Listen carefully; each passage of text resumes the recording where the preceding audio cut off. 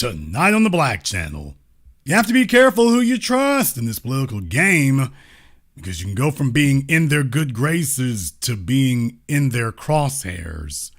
The Black Channel is live.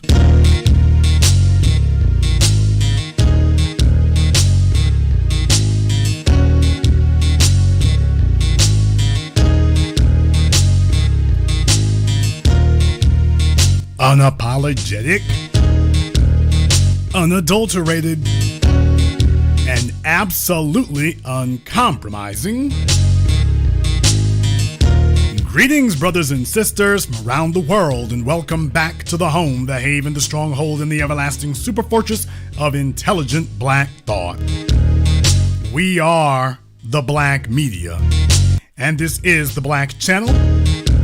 And I am your host, your brother, your humble servant, the voice of Black America, the Black Authority, broadcasting to you live from the only historically black college and university of higher education and learning in the cosmos.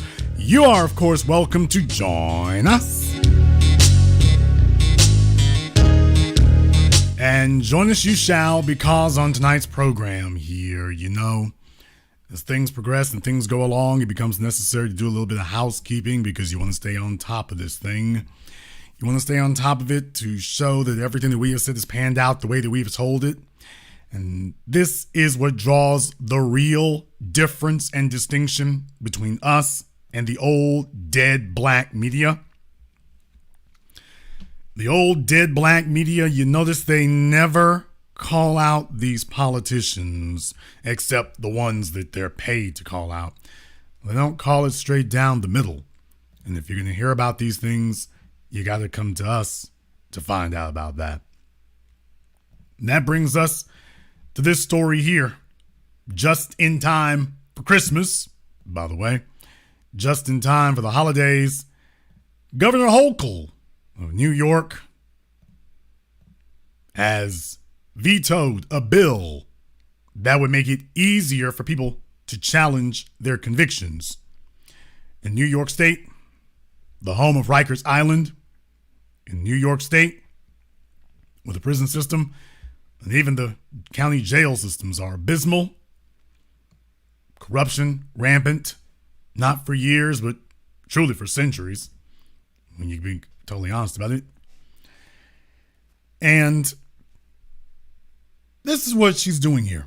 And I want to actually read this story to you because just in case you think we're being hyperbolic, just in case you think that maybe there's another side of the story here and Jason's just not doing the due diligence to make sure you have all the sides of it here. By Maysoon Khan, Dayline, Albany, New York. New York Governor Kathy Hochul vetoed a bill days before Christmas that would have made it easier for people who have pleaded guilty to crimes to challenge their convictions. A measure that was favored by criminal justice reformers, but fiercely opposed by prosecutors. The Democrats said the bill's, quote, sweeping expansion of eligibility for post-conviction relief would upend the judicial system and create an unjustifiable risk of flooding the courts with frivolous claims in a veto letter released Saturday. It would upend the judicial system. Isn't that exactly what the system needs? Isn't that exactly what the system requires here? Isn't that just exactly what it requires? You can't change the system if you don't change the system. Now listen to this next part. Under existing law, criminal defendants who pleaded guilty are usually barred from trying to get their cases reopened based on a new claim of innocence, except in certain circumstances involving new DNA evidence. The bill passed by the legislature in June would have expanded the types of evidence that could be considered proof of innocence. So the legislature said, let's do this. And as the governor, miss, you can come back and accuse people of sexual assault. After all this time, you know that woman all of a sudden, next thing you know, all of a sudden, she's singing a different tune. All of a sudden, she's singing a different tune. These are your buddies here. These are your friends. These are your friends. This bill passed by the legislature in June would have expanded the types of evidence that could be considered proof of innocence, including video footage or evidence of someone else confessing to a crime. Arguments that a person was coerced into a false guilty plea would have also been considered. So in other words, all of the common sense things. This is a woman here whose reproductive organs failed years, if not decades ago. And yet, she wants to say that we are not going to consider, she doesn't want to consider these claims that we've been making now for decades. These claims we've been making now for decades, these things we've been saying now for decades.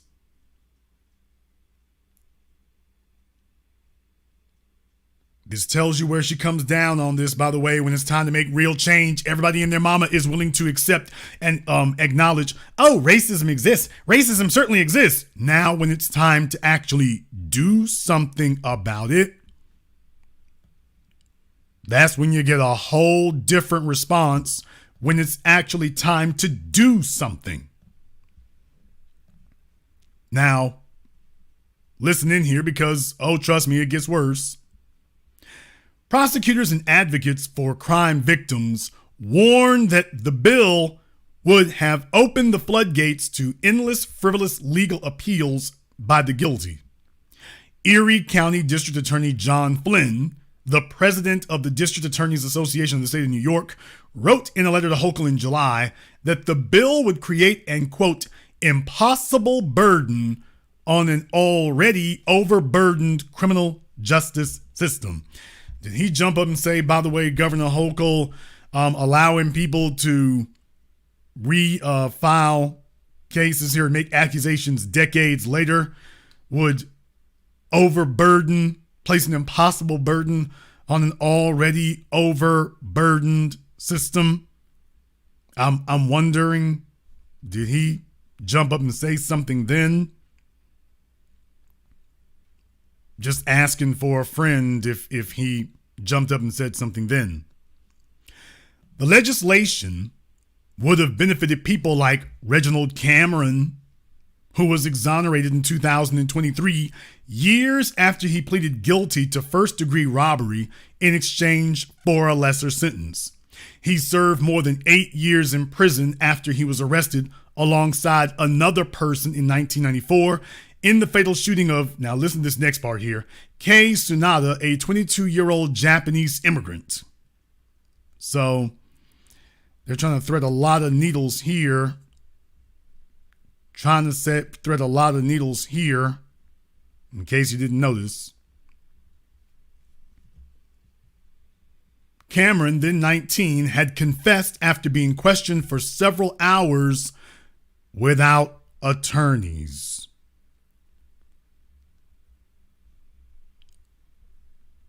Things that they tell you don't occur, things they tell you don't happen. They're telling you that, oh, we don't have to worry about that. You received a fair trial, a fair hearing. All the procedures are in place. You see, that's the assumption that you would make, is that, well, everybody has done what they're supposed to do. And then you start finding out, by the way, as a normal course of events, the New York Police Department, among many others, actually does not do that. Now, it goes on to say here, his conviction was thrown out after prosecutors reinvestigated the case, finding inconsistencies between the facts of the crime and the confessions that were the basis for the conviction. Now, what police will routinely tell you is that it is okay if a person making a conviction, if the things that they say don't line up accurately or perfectly with the evidence that the police have found. They'll routinely tell you that. And when you accept that first part, that, well, it doesn't have to line up perfectly, then you say, okay, well, it's okay if it only lines up 50% or 25%. And then you start finding out that there's chicanery that creates that 50% or 25% that does line up. So that's the thing that you have to keep in mind. That's the part that you have to remember. Now, you listen to this. His conviction was thrown out after prosecutors reinvestigated the case, finding inconsistencies between the facts of the crime and the confessions that were the basis of the conviction. The investigation also found that the detective that had obtained Cameron's confessions was also connected to other high-profile cases that resulted in exonerations, including the Central Park Five.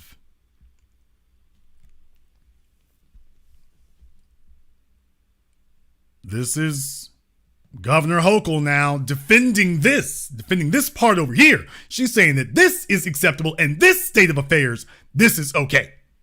It's all right for this to exist. And she's going to make sure the legislature said, yeah, this shouldn't exist. She jumped up and said, oh, yes, it should. Oh, yes, it should. They go on to say various states, including Texas, have implemented several measures over the years intended to stop wrongful convictions. Texas amended a statute in 2015 that allows a convicted person to apply for post-conviction DNA testing. In 2017, another amended rule requires law enforcement agencies to electronically record interrogations of suspects in serious felony cases in their entirety.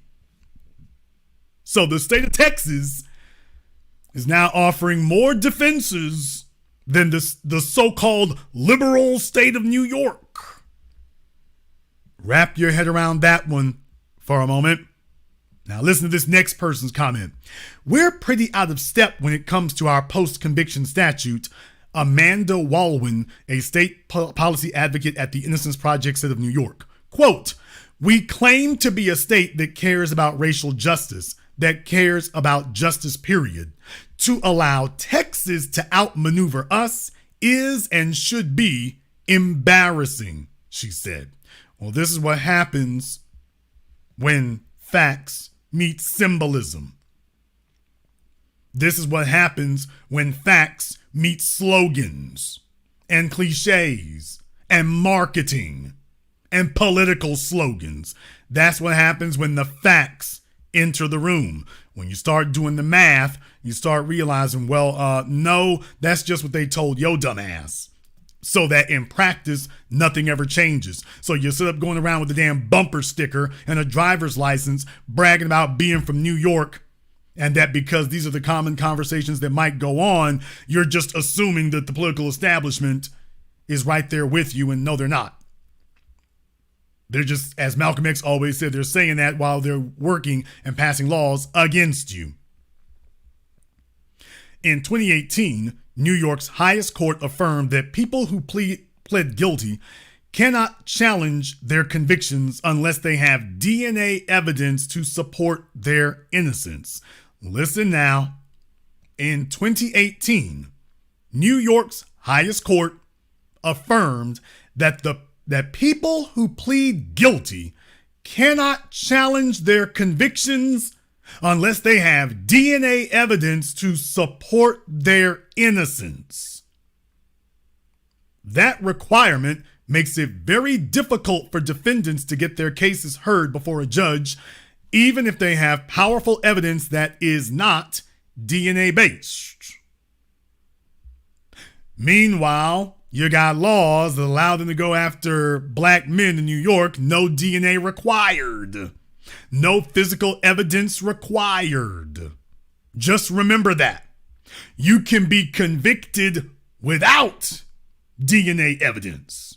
They don't need DNA evidence to convict you. Why? Videotape evidence is sufficient. Eyewitness testimony is sufficient to convict you, but it is not sufficient to exonerate you. If that's not I'm white and I say so, what in the world is? Just remember that. They're saying that the only thing that can exonerate you is DNA evidence. However, it's not necessary to convict you. The same things they're telling you are not enough. Eyewitness testimony, videotape evidence, somebody else confessing. Well, eyewitness testimony can convict you. So if somebody else says, yeah, by the way, that guy didn't commit the crime, I did. Well, that's direct eyewitness testimony. Yeah, that's not enough to, no, that's that. We don't need to retry you on that. No, that's not that. Over the past 3 decades, the proportion of criminal cases that make it to trial in New York has steadily declined. According to a report by the New York State Association of Criminal Defense Lawyers, about 99% of misdemeanor charges and 94% of felony charges in the state are resolved by guilty pleas. Folks, 99% of misdemeanor charges are resolved by guilty pleas. That's higher than the feds. Everybody yells about the feds' conviction rate being in the 90s. In New York State, they're basically saying that practically everybody charged with a misdemeanor pleads guilty. 99%? That is mathematically impossible unless the system is rigged. You cannot have a 99% basically conviction rate that you accuse them, 99% guilty rate, unless the system is rigged. That's mathematically impossible. So the police are just basically 100% of the time the police got their man. There's no chicanery 100% of the time. 100%. They don't make no mistakes. There is no coercion. Nothing illegal going on here. We're not talking about for felonies. That's for guilty pleas. For felonies, it's 94%. That's right up there with the feds. So 9.5%, 9.5 of the time, that's 9.5 out of 10. The police in New York State and New York City, they've done it by the book. They got the right person 9.5 times out of 10, 9.5 times out of 10, they got the right person. They've done their work. It's a cut and dry, legitimate conviction. 9.5 out of 10. Quote, in my work, I know that there are a lot of circumstances where people plead guilty to crimes because they are advised or misadvised by their attorneys at the time, said Donna Aldia, a lawyer at law firm Barkett, Epstein, Karen, Aldia, and Laturco. Okay, try putting that on the business card. Quote, sometimes they're afraid that if they go to trial, they'll face much worse consequences even if they didn't commit the crime.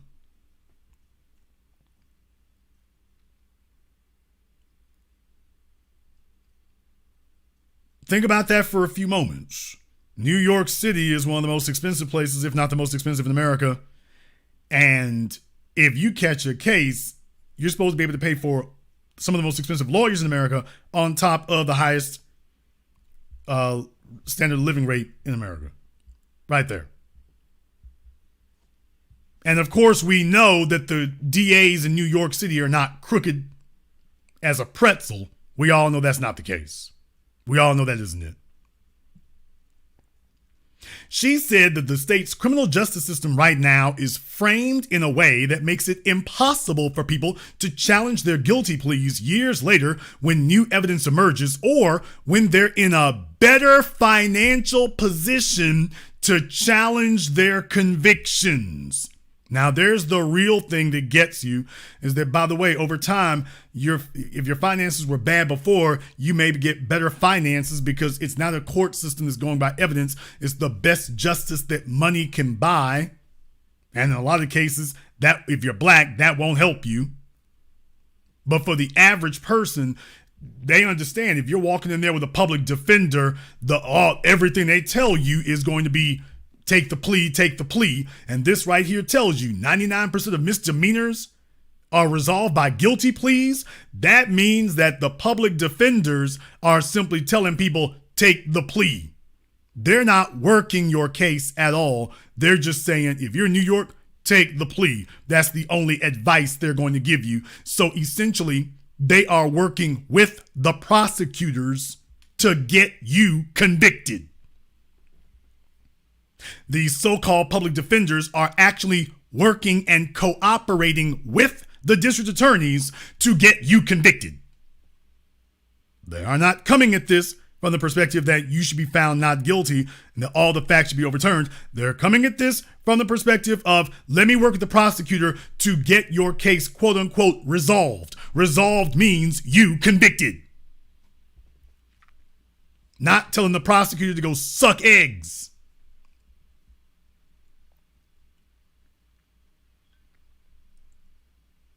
Under the bill, those challenging their convictions would be provided court-appointed pro bono representation if they can't afford an attorney.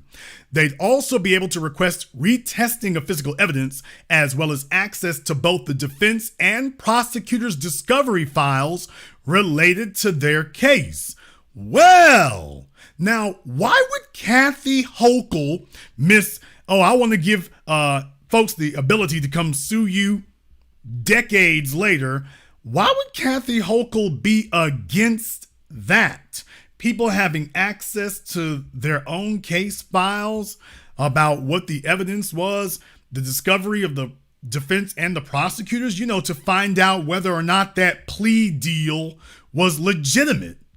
Because if you can take a look at the discovery files of your so-called defense attorney and the prosecutor, you might find out that your defense attorney told you to plead, even though he had evidence and information that could have had you not have to plead your case. So he was not doing what was in your best interest. He was doing what was in his. Now, why would she be against that? You already know why.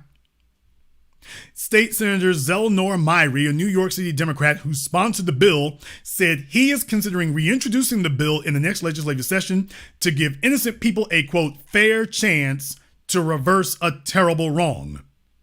Nick Enkalada Malinowski, the civil rights campaign director of Vocal New York, a grassroots organization, said the bill would have removed various barriers for folks who got their wrongful conviction cases dismissed on procedural or technical grounds.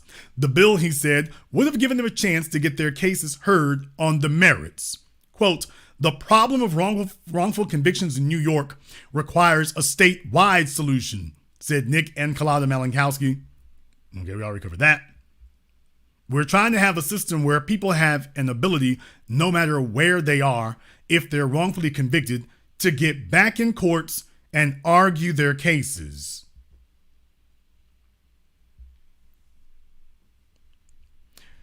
If the job was done right the first time, you should not be afraid of somebody being able to show back up there again if they have something to show. That's not what you're saying now, is that they don't make mistakes in the police departments. They don't commit crimes. They don't ignore your rights. They don't abuse your rights in the New York police departments. And these will be the same television networks telling you to vote for Kathy Hochul. These will be the same ones telling you that. By the way, Kamala Harris and Joe Biden, dead quiet, dead silent about this. You know who else is dead silent right now? You know who else is dead silent? Oh boy. Yes, sir. Eric the Trick Adams. The hits just keep on coming for him. Oh, they got his number. Every time you turn around now, boy, they're peeking under his files. They're taking cell phones. They're investigating him and everyone around him. They are investigating him and everyone around him. Here's just the latest one. Here's just the latest from the Daily Beast. New Yorkers paid $24.3 million to finance the mayor's 293 assistants, according to a report. For Mark Alfred, breaking news intern, all right. New York Mayor Eric Adams employed 293 special assistants during his first year in office, over 7 dozen of whom were paid over $100,000 each, the New York Post reported. The assistants made up a third of Adams' staff. Did you all hear that? A third. 293 is only a third of his staff. More than had been used by ex-mayor Bill de Blasio. Oh, they're letting you know. By the way, we're going to try to make Adams look worse than de Blasio before he can even run for a re-election. Oh, we're here to dirty you up. The revelations of Adams' hefty office spending arrived as New Yorkers grappled with his cuts to sanitation services, public libraries, and public schools. Folks, this is the Daily Beast now, okay? This is the Daily Beast reporting this story. Your so-called liberal news outlet? This is the Daily Beast now. This is the Daily Beast grabbing a story from the New York Post. Your so-called good liberals over there at the Daily Beast said, by the way, let's get over there and see if whoever got dirt on Mayor Adams, let's go see if we can go talk to some of them. Let's go talk to the New York Post. If we're looking for dirt on Mayor Adams, let's go talk to the New York Post and see if they can help us. Yeah, you're so-called ultra-liberal. Well, let's go take a look at the New York Post story. Eric Adams pads cash-strapped New York City payroll with 293 special assistants. That's the headline from the New York Post, by the way. That's the headline from them, just in case you were wondering.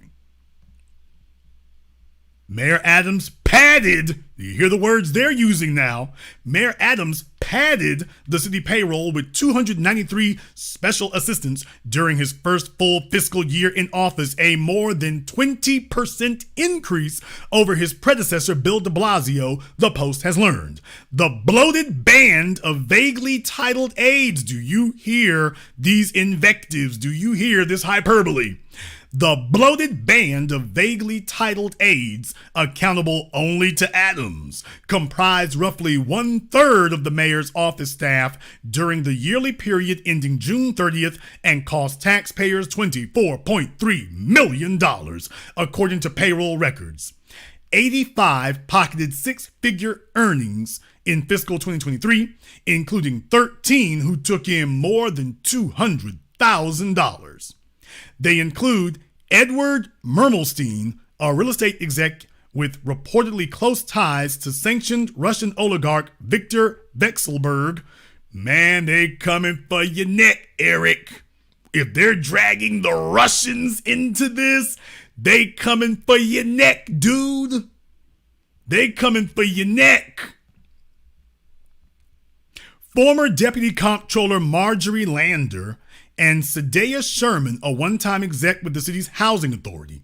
Mermelstein, who along with his wife Rose donated $7,100 to Adams' 2021 campaign and post-election transition, earned $228,659 working under the unofficial title of the city's, quote, Commissioner of International Affairs.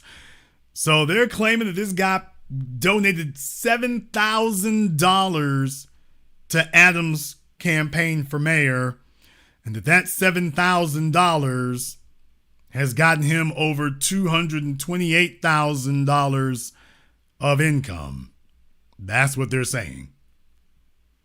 The city's website lists him as a former refugee from Ukraine, even though he's previously described himself for many years as Russian American.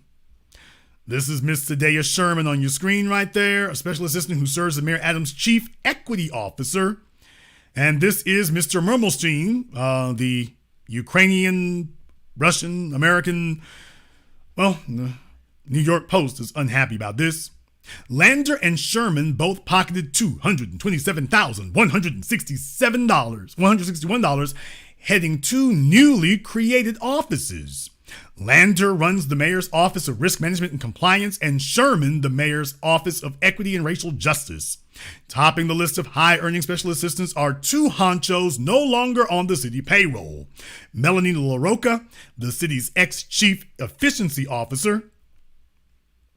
Okay, they've increased the number of assistants, but she was the efficiency officer. No wonder she got let go, because it would be efficient to let you go.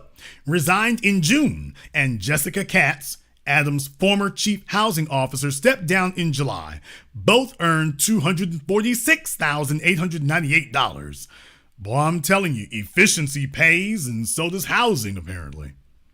De Blasio infamously used the special assistant gigs in part to take care of political operatives biding their time waiting for the next campaign, a kind of publicly funded farm system akin to the ones used by Major League Baseball teams. The fact that the jobs aren't covered by civil service rules also gives mayors the latitude to dole out salaries and raises beyond the established ranges for comparable positions. Now, some politicians, and City Hall insiders are questioning whether Adams is following the same playbook heading into his 2025 re-election campaign.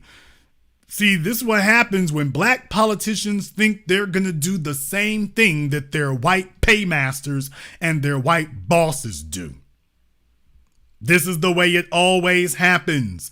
The black fellas think they gonna do the same thing the white ones did. And it always ends bad. If you remember the case of Lieutenant Governor Brian Benjamin, black man, and they said, yeah, we're going to get rid of him. Thought he was going to do the same thing. It doesn't work that way. Some top senior aides and other political operatives hired by Adams as special assistants include, don't y'all know they done cracked open all the records over here? New York Post, and it's the Daily Beast that was echoing this, by the way. The Daily Beast. Ex-State Senator Diane Savino, Democrat, Staten Island, left Albany and was appointed in January as a $201,000 salary, nearly double what she previously made as a senator. She works directly with Adams' chief advisor, Ingrid Lewis Martin. Stephen Ringel, a longtime Adams top aide and campaign advisor, arrived at City Hall with the mayor in January 2022, and 10 months later, got a $10,000 raise, upping his salary to $154,442. Winnie Greco, another Adams ally who earns $100,000 yearly as his Asian Community Affairs liaison. Greco allegedly promised an Adams campaign volunteer a City Hall job if he completed renovation work on her home, and asked another for a hefty donation in exchange for Gracie Mansion access, the city reported last month. The Department of Investigation is reviewing the matter. Eric, you're not going to get away with what you saw the white folks doing. You're not going to get away with it. He's sitting up here probably telling himself, wait a minute, y'all let these white folks do this for decades now. It's like, yeah, nigga, they put up the stop sign when you showed up. They threw up that stop sign. They went out there, dug the hole, put the pole down, and started nailing up the sign right when you got there. Like, okay, stop now. There's a stop sign, there's a gate, there's a drawbridge, there's an armed guard. Yes, you need to stop right here. Now it's illegal. Now it gets investigated. Now you can't do it. Yeah, trick bag. Rana Abasova, who allegedly lied to investigators amid an ongoing federal corruption probe into Adams' 2021 campaign fundraising. Abasova, one of Adams' key links to the Turkish community, earns $80,651 working out of the Office for International Affairs, but she was put on leave last month for, quote, acting improperly. Quote, a lot of these people are being kept in orbit so they don't leave the Adams fold and are available for the campaign, said Republican Curtis Sliwa, who lost the 2021 mayoral race to Adams. It sends a horrible message, especially with the NYPD, fire department, and other agencies facing heavy cuts to help cover New York's migrant crisis, Sliwa added. He's got to show he's cutting his own fat. All these special assistants, advisors that he created jobs for that never existed, it's time to clean house. Representative Nicole Malliotakis, Republican, Staten Island, Brooklyn, agreed, saying, quote, for every special assistant, there's at least 2 less cops on the street. Okay. Whether it's offering illegal immigrants free housing while cutting services from citizens, or hiring more assistants at City Hall while cutting public safety officers, Mayor Adams is showing his priorities are backwards, said Malliotakis. De Blasio had come under fire for allegedly inflating his use of special assistants to get around civil service rules and take care of political operatives, with a high of 339 special assistants in fiscal 2019, more than triple the 109 ex-mayor Michael Bloomberg had when he left office in 2013, according to records. By fiscal 2021, de Blasio trimmed his number of special assistants to 243, costing taxpayers $21.1. Now, did you get that? Did you get that? Did you all see this right here? So they're talking about this 293, and they said it's a 20% increase over his predecessor. Remember, that's what they said at the beginning of the article, and yet when you come down here, you got to dig all the way down here to find out that, by the way, actually Bill de Blasio had even more. And then he cut back on them later, but by the way, actually, no, Bill de Blasio had more.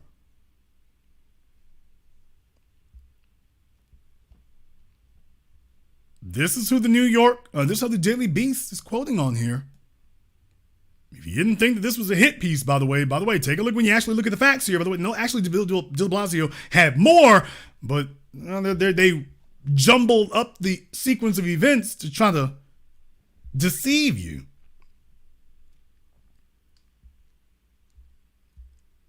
The city spent a similar amount on special assistance in fiscal 2022, but saw the number of these aides rise to 321, largely because the 12-month period covered in the last 6 months of the de Blasio administration and the first 6 months of Adams' administration. So folks, there was overlapping because of changing administrations. Ken Giardin, with the taxpayer watchdog group Empire Center for Public Policy, said Adams' desire to bloat his payroll with fringe special assistants only weakens his case for more federal and state support to help the city deal with the migrant crisis.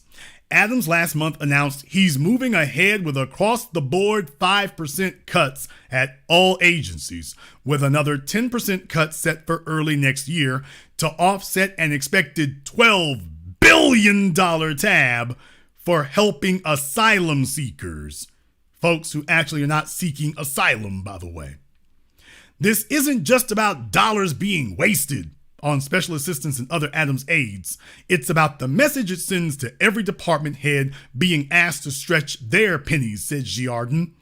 Although payroll records show Mermelstein is a special assistant, City Hall spokesperson Charles Lutvak insisted Mermelstein's official title is, quote, Commissioner of the Mayor's Office of International Affairs. Lutvak also defended Adams' overall hiring practices. Quote, Mayor Adams has always hired the right people for the right jobs, and the public servants in our administration are getting stuff done for New Yorkers every day, he said in a statement. If this guy's in charge of international affairs, how are those international affairs helping New Yorkers every day? I'm sorry, it's helping Adams, I guess. It's helping one New Yorker. At the same time, fiscal responsibility had been a hallmark of this administration, and a strong AA bond rating from Fitch amid significant budgetary challenges, he added. Every city agency, including the mayor's office, is dug deep into their own pockets to find savings, and we will continue to do what is necessary to balance the budget as required by law. $12 billion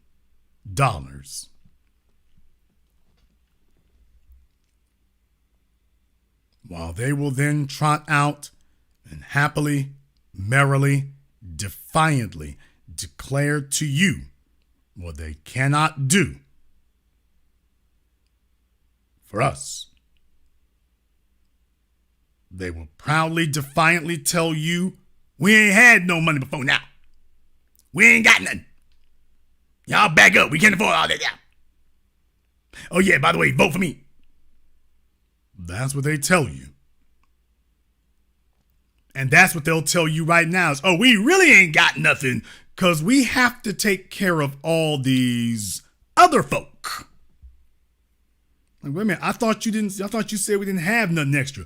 You sat up here and pulled $12 billion out your ears. Well, you see what it is we really, really don't have nothing now. See, I mean, we didn't have nothing before, but now we really, really ain't got nothing now. You got 12 billion. You have 12 billion, not 12 million, 12 billion for a bunch of trespassers who are not even supposed to be on the soil. So you've bypassed the citizens and said we need the citizens to finance these folks who aren't even supposed to be here. We're prioritizing them over you. Now, come vote for me next year. Come vote for me in 2025. Come vote for us. And you see the same thing in Chicago and elsewhere. You see the same thing in those places while they tell you what cannot be done here. I go over this to show you that, by the way, it's not accidental. So they're making it harder for people who are grabbed up in their crooked court system. They're making it harder for you to have justice for yourself and easier for people who are not even supposed to be here. And that will come at your expense. So folks who are not even citizens are now getting more protections, more aid, more priority. And then they're going to tell you, by the way, hold your nose and come vote for us next year and the year after that. Little old Mayor Adams, by the way, this is the Daily Beast going in. So what that means, they have a white Democrat. I've warned you all about this for years. This is what you always see. I told you about this in New Orleans. I told you about this in Detroit. I'm telling you about this in New York City. When they elect a black person, first thing they do is say, okay, let's go ahead and put that time limit on them so we can go ahead and get a white person back in there. Take a look at Houston. Take a look at Houston. Okay, we'll let a Negro be the damn mascot for a little bit, and then we're going to go ahead and flip it up so we can get a white person back involved there. So as soon as you start talking, next thing you know, these so-called liberal outlets, man, they go straight to the right-wingers, straight to the Republicans, and start taking away their talking points. They start reposting their breaking news. The Daily Beast is literally reposting a story from the New York Post. Literally doing that and saying, by the way, we got a little story to tell you about Mayor Adams. Literally.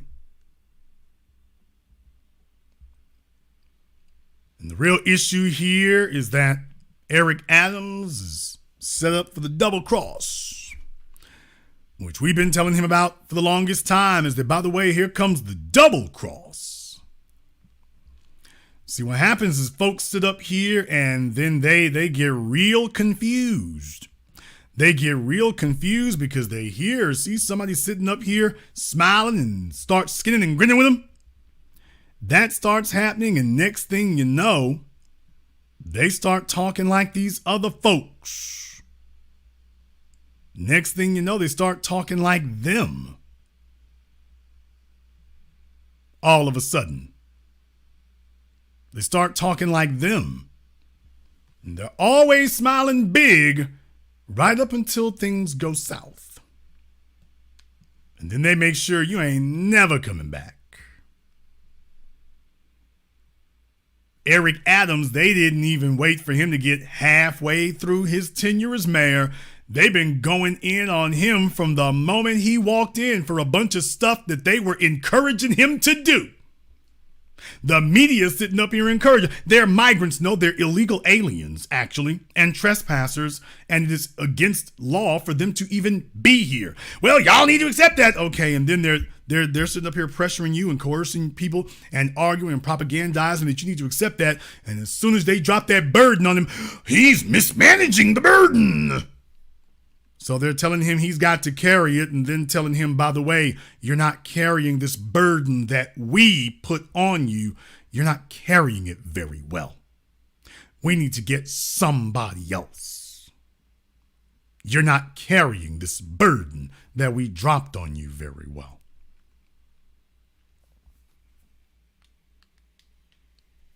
Well, in case you are under the mistaken impression, this merely stops with Eric Adams because he was under the mistaken impression that it would. Oh, no.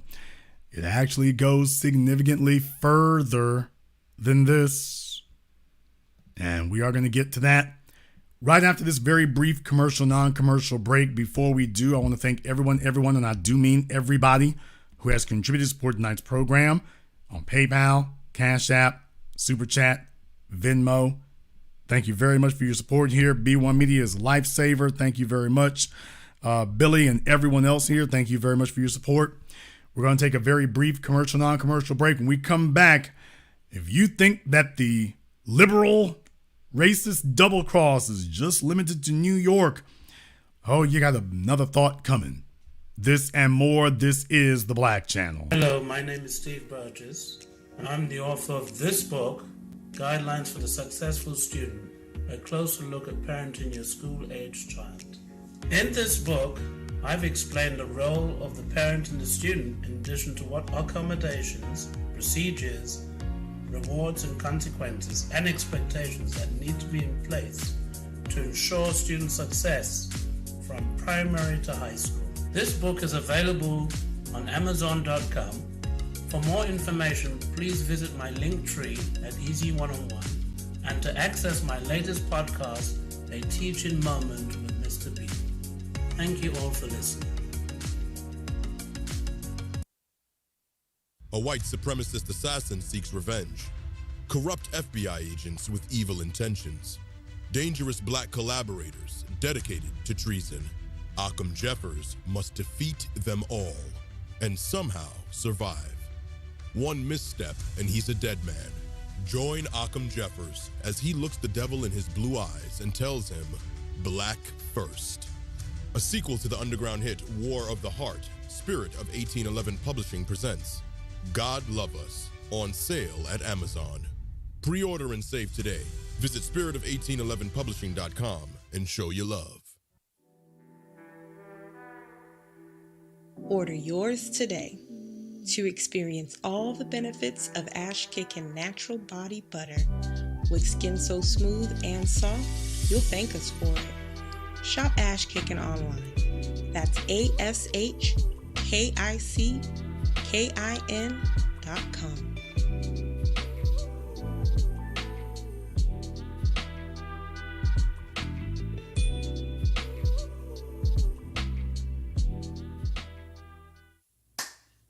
Hi, this is Brenda Starr, creator of Poetry with a Purpose and author of the book Pressed But Not Crushed.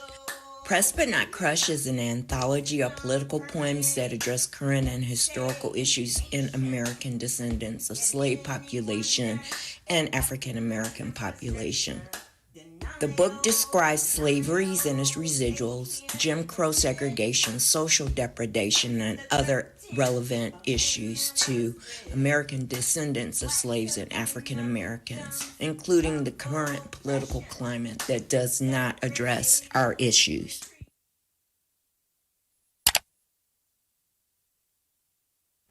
This is the Black Channel. I am your host, your brother, your humble servant, the Black Authority. Very glad to be with you all here this evening. And just in case you're under the mistaken impression that the liberal Democrats' racial double cross is limited to the East Coast or something else like that. Oh, no, absolutely. As a matter of fact, they're not just kicking it into overdrive, they are celebrating it. This just in from the West Coast. Yes, sir, just in case you thought that it couldn't get any worse or it wasn't. Oh, no. I mean, we going big with it now. In the Los Angeles Times, you read that correctly on your screen. The Los Angeles Times headline, Medi-Cal will soon be open to all, papers or no papers. Shouldn't that be citizen or non-citizen? Citizen or illegal alien? Shouldn't that be? Papers or no papers. She wants her neighbors to know. This article, y'all, the first thing I saw was who wrote it. I'm like, oh boy. This was the National Council of La Raza. Emily Alpert Reyes, Melissa Gomez, Priscilla Vega. December 24th. I mean, they just like, they said, we got Feliz Navidad for your ass.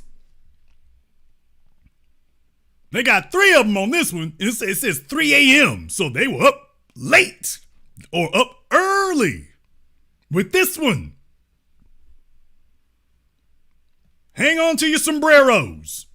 As parents hustled to pick up their kids from a school in South Los Angeles, Juana Dominguez greeted one after another with the same question in Spanish. Do you have Medi-Cal? Don't be afraid to get it, she urged mothers pushing strollers in the afternoon sun. Because nobody has directed them to the nearest abortion clinic. No one has educated them about their reproductive rights, nor have they brought the feminists to tell them how much they should not be accepting of Latino men, that these women need to understand that they are non-binary. Nobody has come to give them this speech. By the way, nobody's insisting on that speech for them. Many already knew Dominguez from the brightly painted Paloma Market nearby, where she can regularly be found selling tacos at a table out front. On this stretch of Main Street, she also dishes out health information through a program that turns vendors into community messengers. Dominguez is on the mission to make sure her neighbors know that, quote, papers or no papers, you're going to get help from Medi-Cal. That's because in January, the state will open its Medicaid program to anyone whose income is low enough to qualify, no matter their, now you notice the word they use here, immigration status. No, that's what it would be no matter your citizenship status. No matter your citizenship status, if you're a citizen of the United States or if you're a foreign national who has broken into the United States, we're going to take the money from the black folk and pay you. Reparations, ooh, we need a task force. Illegal aliens, you can get help right now. I mean, they have literally leapfrogged black people. Literally leapfrogged. And said the priority is on non-citizens. Oh yeah, no commission required. It's the culmination of a steady expansion of the California Health Insurance Program, which has already grown to include children, young adults, and seniors, regardless of their legal status. Do you see how they keep using all of this abstract language? Immigration status, legal status, residency status. You notice they keep using all this abstract language. All of this, your legal status. So if you're a felon, what are you talking about, your legal status? This is propagandistic language worthy of some of these third world nations. Not trying to make anything disparaging. Just making an observation. As of last year, the uninsured rate among immigrants, illegal aliens, in California without U.S. citizenship, illegal alien, was estimated to be 21%, lower than in 36 other states, according to a KFF analysis data from the U.S. Census Bureau's American Community Survey. Next year, California will extend Medi-Cal benefits to the last remaining group of undocumented people, illegal aliens. Do y'all see how many different terms they've come up with here? Citizen without California, without U.S. citizenship, undocumented, legal status, immigrant status. They've given these folks more pronouns than GLAD. Those ages 26 to 49 in what is expected to be its biggest expansion of coverage since key provisions in the Affordable Care Act were implemented in 2014. State officials have estimated that more than 700,000 people will be eligible to gain, quote, full scope coverage for the first time, helping them access important services such as preventative care and treatment for chronic conditions. So we're going to just go ahead and add 700,000. Dominguez wants people to be aware of the opportunity and to make use of their new coverage. In California, people who lack valid visas, green cards, or U.S. citizenship have been less likely than other immigrants to go to the doctor, with 29% saying they had never gotten or tried to get medical care in the U.S. So if you all want to know why it takes you so damn long to get to see your doctor or to get to the ER or anything else, if you want to know what's taking you so long, all these folks are talking about, you can get great health care in Mexico. You know what? Everybody thinks you can get great care in Mexico, except the Mexicans. Yeah, everybody wants to go to Mexico for their great health care, except the Mexicans. The Mexicans are trying to get to California. Yeah, somebody's full of crap.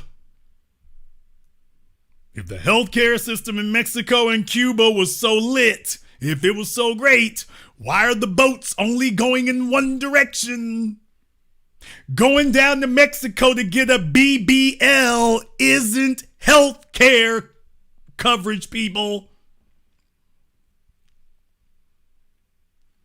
That slutty broad who wanted to go down to Tijuana to go get some silicone injections. No, that's not healthcare. No, it really isn't. No, it's really not.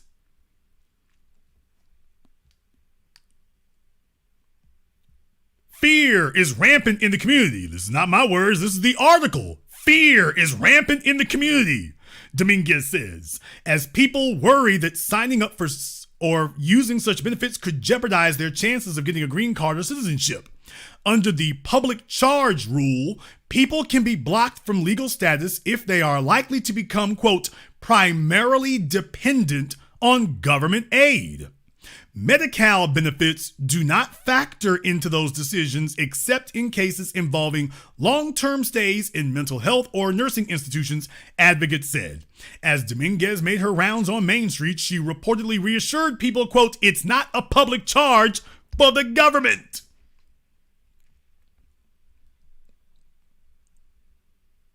So I want you all to understand, you got advocates out here saying, let me show you how to game the system. While former California Governor Ronald Reagan was talking about the welfare queens, when they were talking about that, and by the way, this woman's on street corners handing out pamphlets like the Jehovah's Witnesses. Just thought I would point it out. Dozens of vendors such as Dominguez have been talking up Medi-Cal as part of an unusual program that mobilizes street vendors around public health issues that are important to them. The program, run by the community health network AltaMed in partnership with the nonprofit Inclusive Action for the City, launched nearly 2 years ago and provides vendors a quarterly stipend for their efforts. Interesting.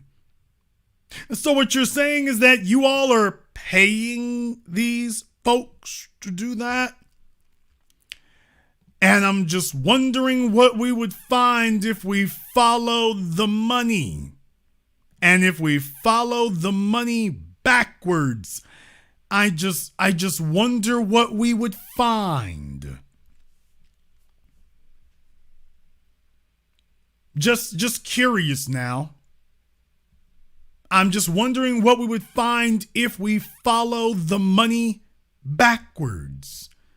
'Cause I'm curious. Who's doing all this? Who's involved in all this? Who's taking care of this kind of thing here?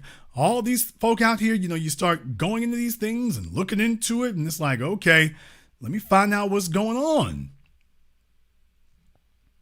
Who's out there? Who's involved?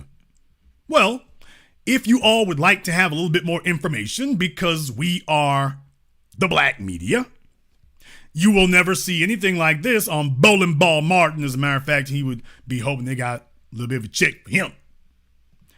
He'd be hoping that they have a little bit of a check for him is what he'd be looking for. So you all can go and look up Ultimed for yourselves. You can look up Ultimed. But I also thought it would be interesting here. Let's go ahead and take a deeper look into this other organization they just named, Inclusive Action for the City. Well, I'm going to go ahead and take a look at that right quick. Just for spits and giggles. See if we can find out what's going on. Inclusive Action for the City is a nonprofit community development financial institution serving Los Angeles County and beyond. Our mission is to serve underinvested communities and build thriving local economies by improving access to transformative capital. Did you see that? By improving access to transformative capital and advancing policy through collaborative research and community-driven advocacy. We envision diverse communities that have equitable and sustained access to resources and exercise agency over their futures. Transformative capital. I thought y'all were just, I thought y'all were just concerned with Medi-Cal and so on and so forth. So couldn't help but notice when I went to your website to see what your nonprofit is about. Your nonprofit is about economics. I wonder if the rest of this page says it. And of course it does, because by the way, these folks are bragging that they've passed around millions of dollars. Jason, are you kidding me? Oh, no. Public advocacy. Access to capital. Public advocacy. We believe the structural change is necessary for communities to have agency and power over their lives and livelihoods. We invest in changing how our governing institutions and policies work to better serve underinvested communities. I would love to know who the underinvested communities are. Wait a minute, I think I see over here.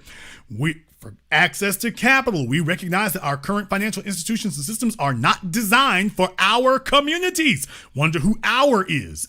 We develop alternative financial products and services that center the experiences of low-income BIPOCs, so that's Black, Indigenous, people of color, immigrant communities, and entrepreneurs. Now, this website here is a quintessential example of why Dr. Claude Anderson warned us decades ago, get the hell away from this people of color thing. But I just thought you all would like to know.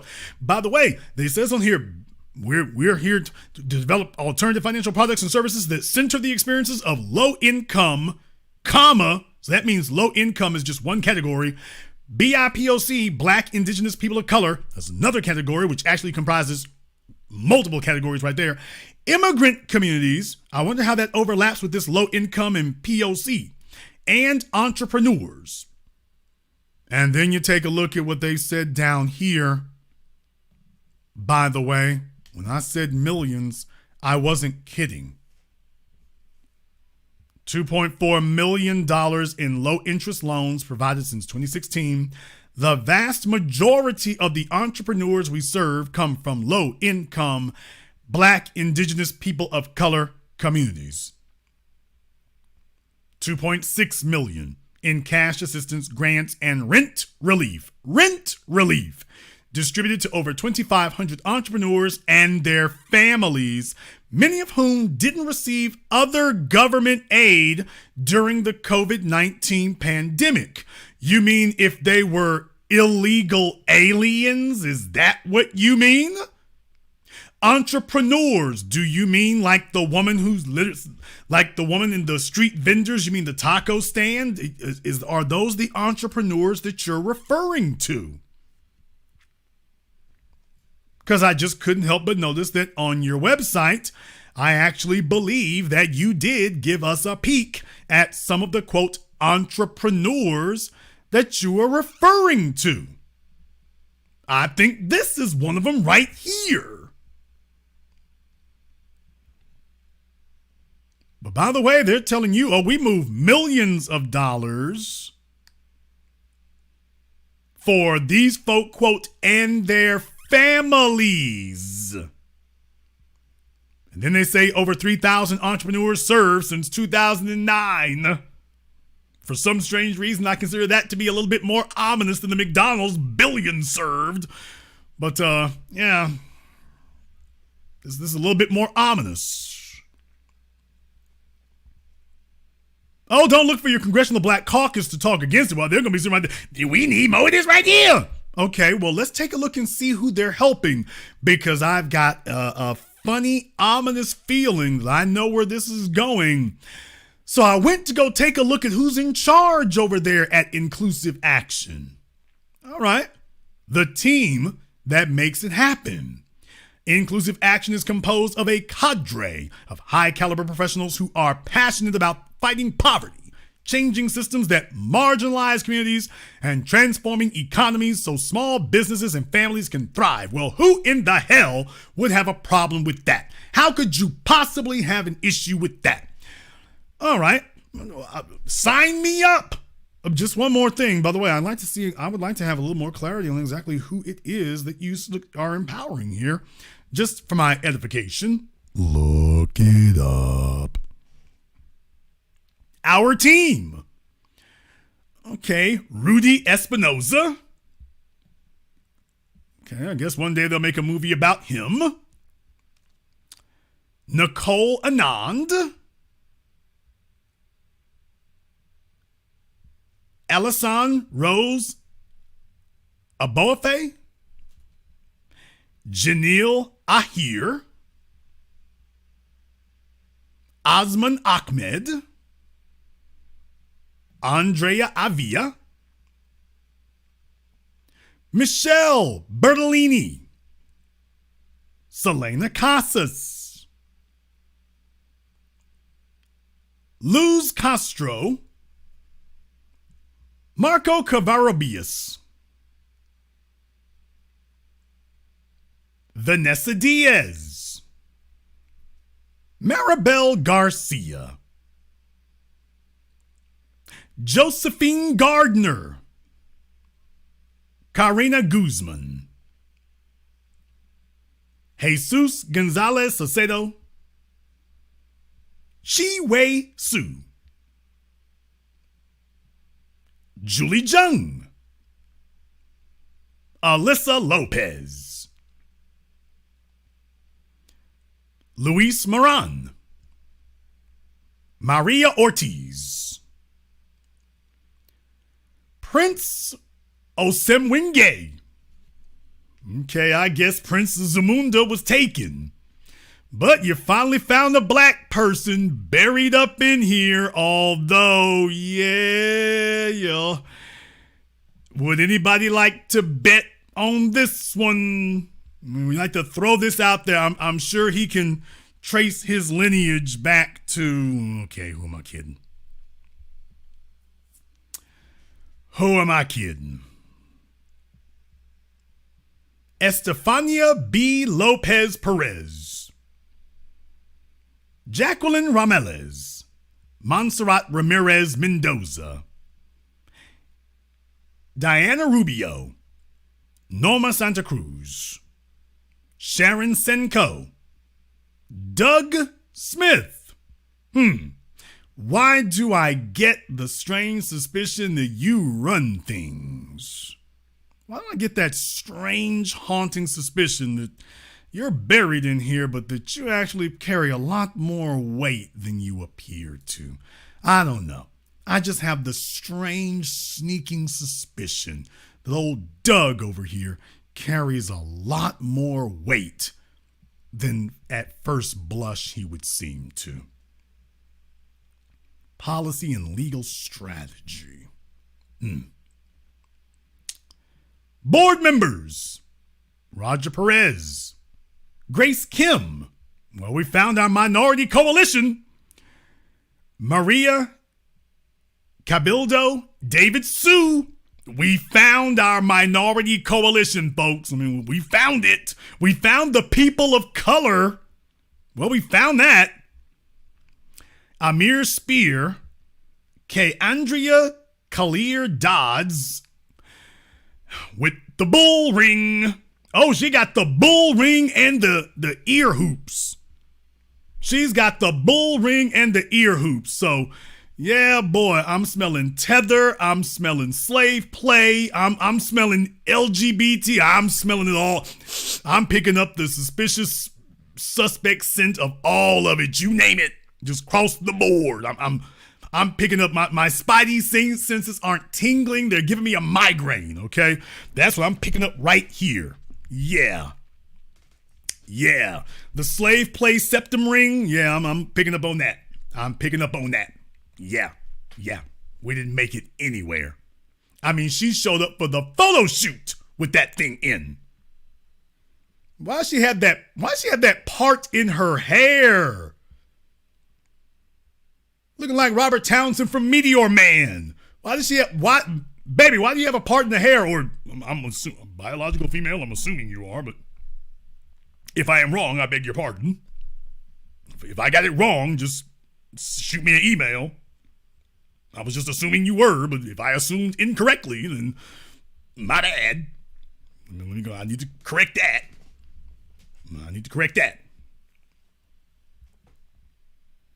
But yeah, buddy, couldn't help but notice. You guys make fun of me. Okay. Bill Roshan, Remy De La Peza, Veronica Saldana, Angie Jean-Marie, Haitian by any chance, and founder emeriti, Alfred Fraio Jr. and Ginger Hitsky, if you want to go that far. So this is a long list of people here. Long list. If you want to know the teamwork that made the dream work. So when we talk about their group there, inclusive action for the city, and who's footing the bill for this. By the way, and follow the money over there. Follow the money over there.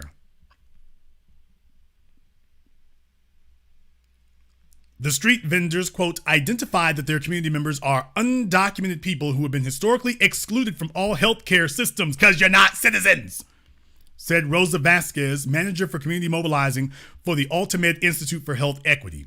Their biggest goal has been ensuring the people that they reach get information, quote, so they can make the best choices for their own health.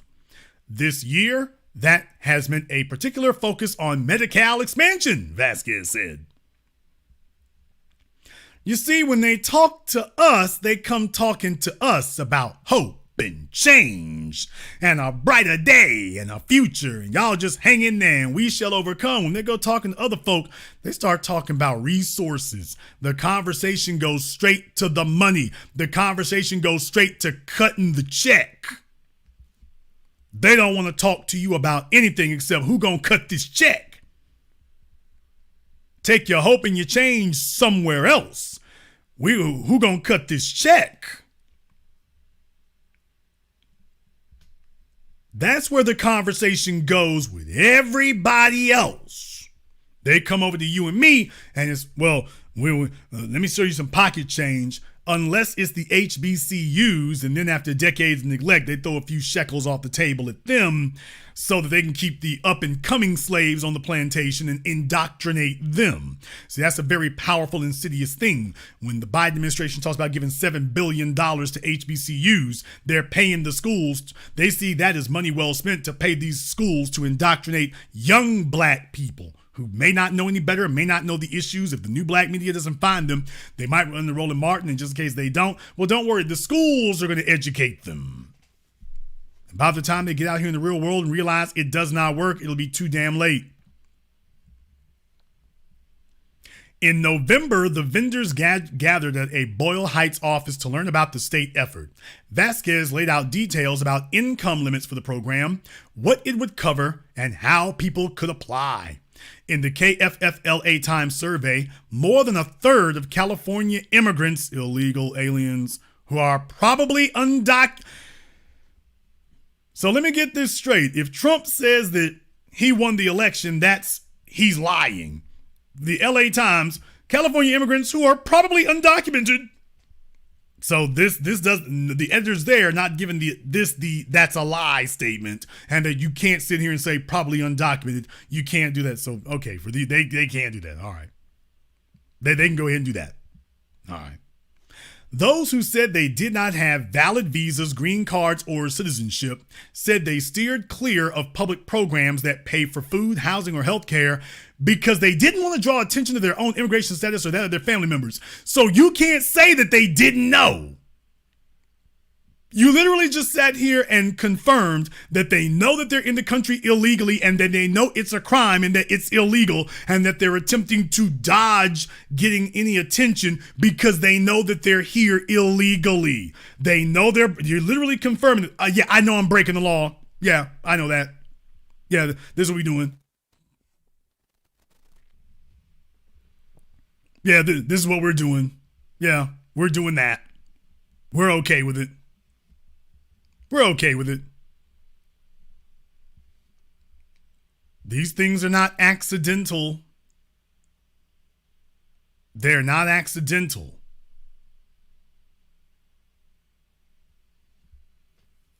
When they do these kind of things, that's very much deliberate. This is all about confusing you, lying to you if they need to.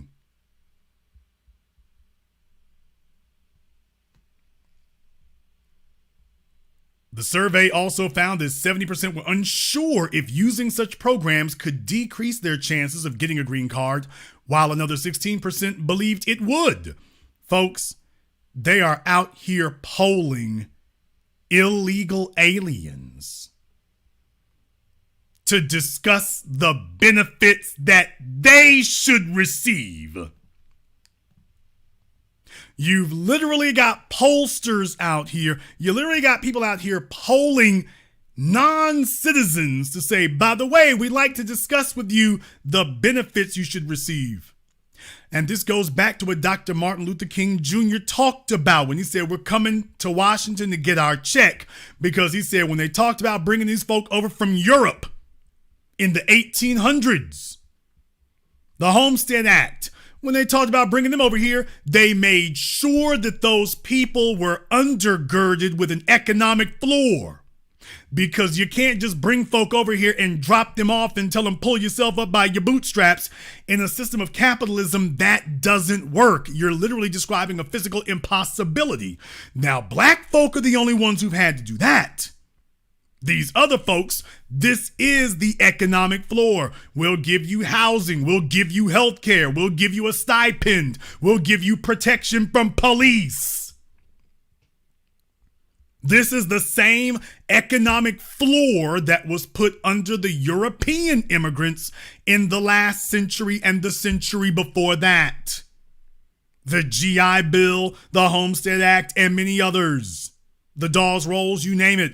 That's the economic floor that was put under them in the last 150 years. Now they're just showing you, oh, we're repeating the process again, except for you niggas, not you. Not for you now. And they're showing you that they're going out and collecting the data to make sure that they are accurate in how they execute it.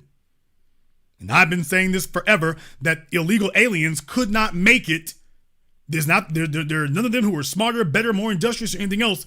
You would have the exact same results that we've gotten if you got the exact same, if you were actually living under the exact same circumstances, you would get the exact same results. You're not getting the same results because they're making special dispensations for you. They're making special dispensations for them. By the way, where is Kamala Harris out of? Where did she launch her political career out of? By the way. Oh, yeah. And what's her lineage and background? By the way. Does she draw her lineage to the soil of America? Or does she draw her lineage among immigrants? And no wonder she's got such antipathy. Just asking, where did she come out of, by the way? Where did she launch her career out of, by the way? While she was trying to lock up black women, I'm just wondering how many illegal aliens she rounded up, because they all seem to be incredibly comfortable with her. We don't hear anybody rattling off any sort of criticism of her. We don't see anybody doing that. Nobody's doing that. No one's doing that.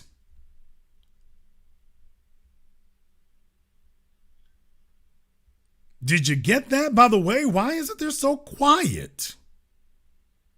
Why are they so quiet?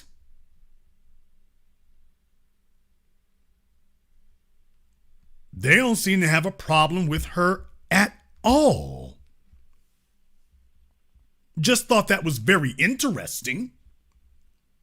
No issues with her, yet they're okay with it. Yet they're okay with it. Just thought that was interesting.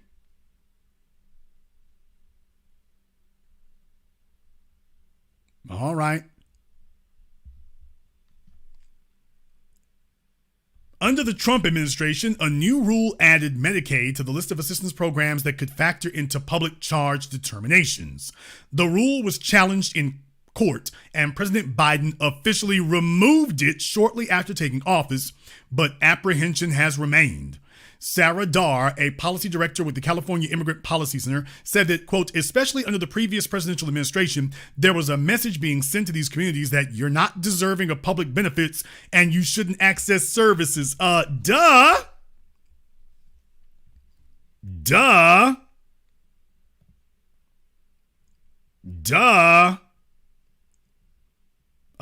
Yeah.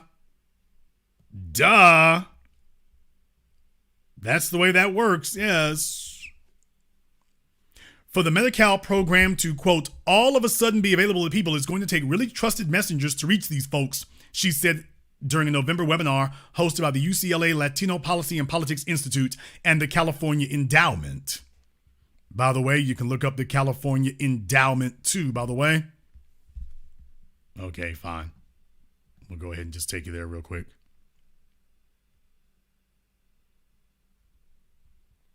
Sustainable communities for all Californians. Sustainable communities for all Californians. The California Endowment. I found your minority coalition, in case you were wondering here. I found your minority coalition. I found your minority coalition.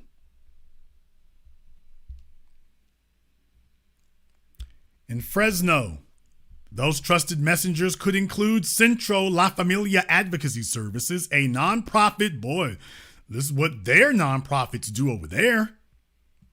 A nonprofit founded more than half a century ago to help immigrants apply for government programs that had forms only in English half a century ago.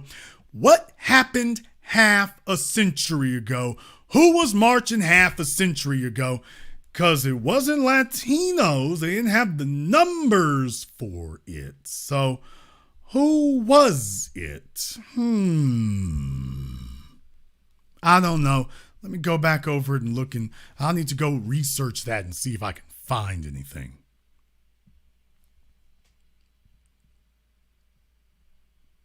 Centro La Familia Advocacy Services is a nonprofit founded more than half a century ago to help immigrants apply for government programs that had forms only in English.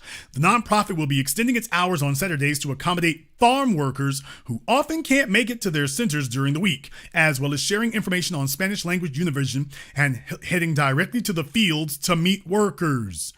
It is still difficult for many immigrants who lack literacy skills to navigate Medi-Cal paperwork, even when translated into Spanish, said its executive director, Margarita Rocha. TODEC Legal Center, an immigrant advocacy organization. Boy, you got a bunch of those, don't you? All right. An immigrant advocacy organization provides similar outreach to the Inland Empire. For those of you who don't live in Los Angeles, just understand that's a geographic area. Just think of it in those terms. Farm workers there, quote, don't come to government institutions for aid because of that fear, said Luz Gallegos, the group's executive director. We have to go to them. So the illegals out there in the fields, it's like, by the way, we're going to go everywhere to make sure y'all understand the benefits you have available and we can take care of you. While telling black folk, by the way, no reparations for you.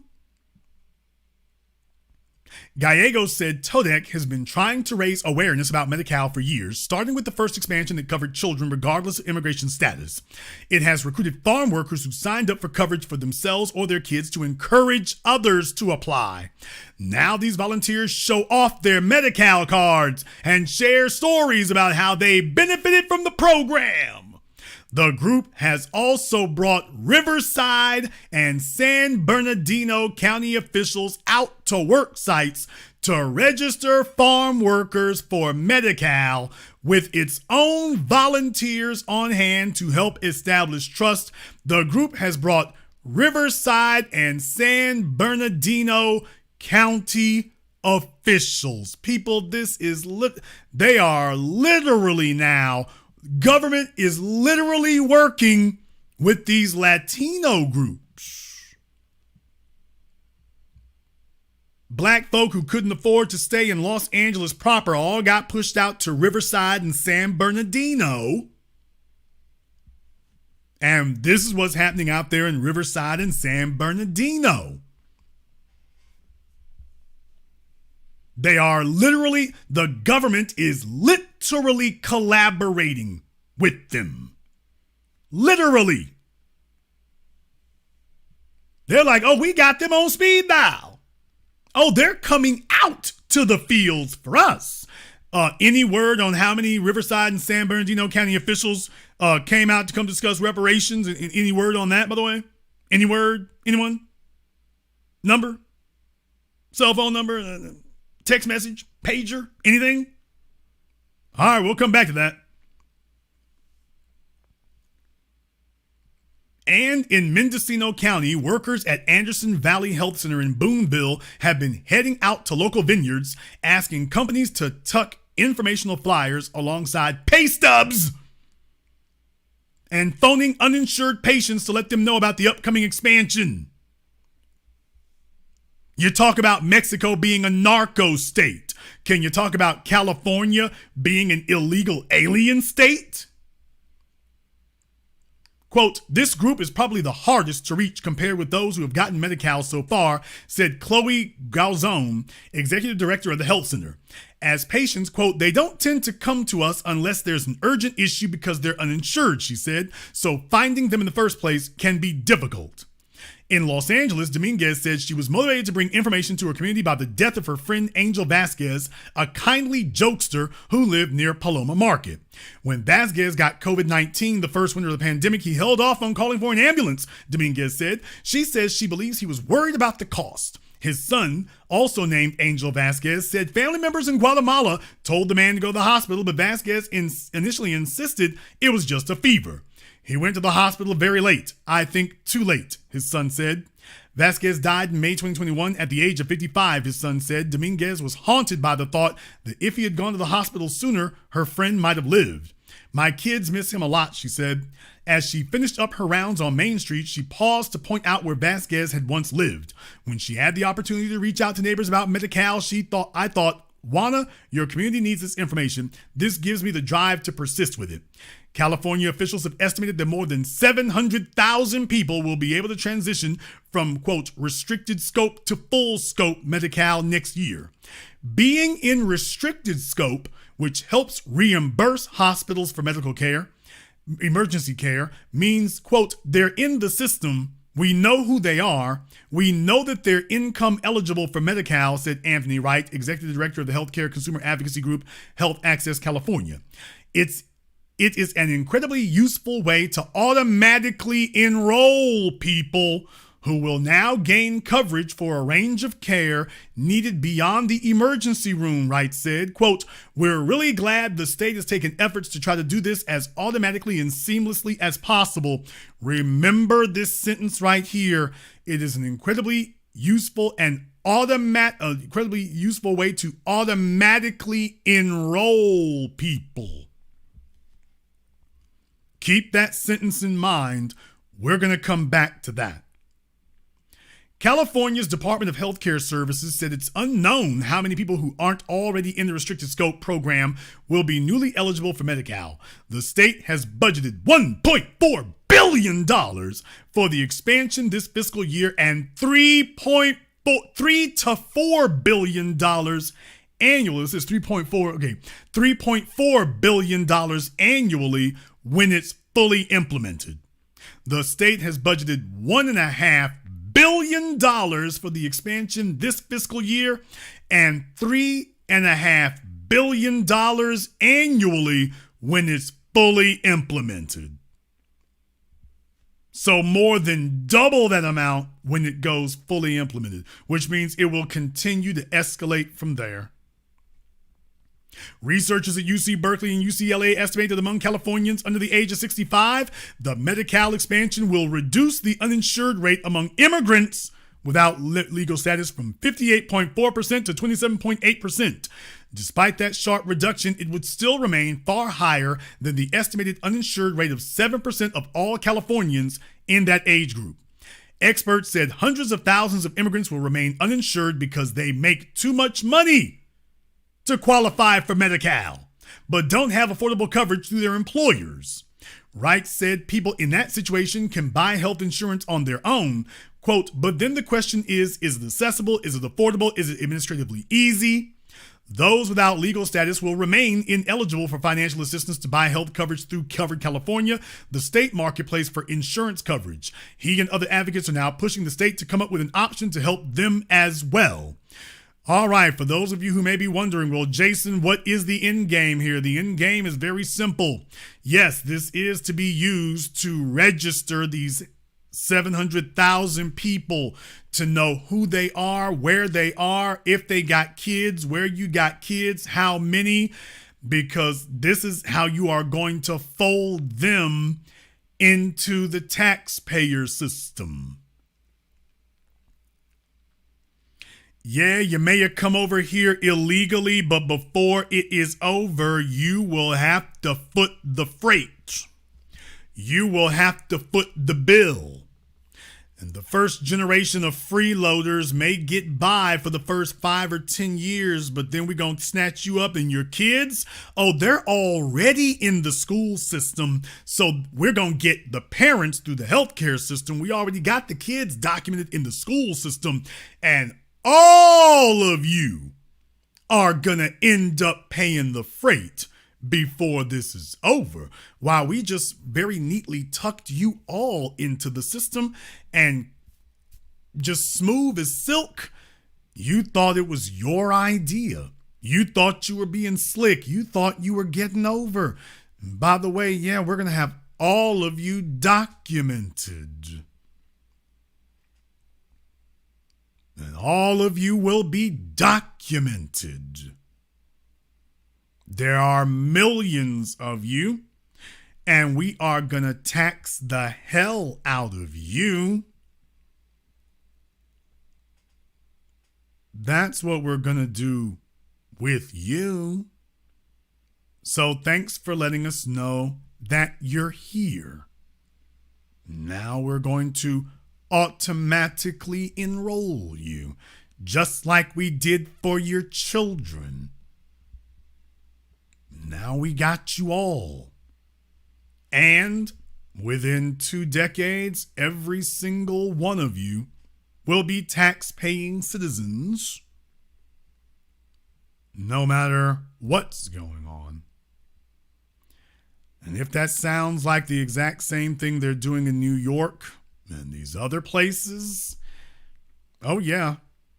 Hell, this isn't speculation. They're telling you what they're doing. Hey, put this next to your pay stub.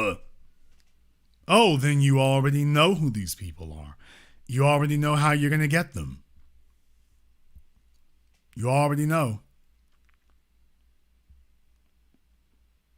And when it is all over, they are going to identify with these other folks.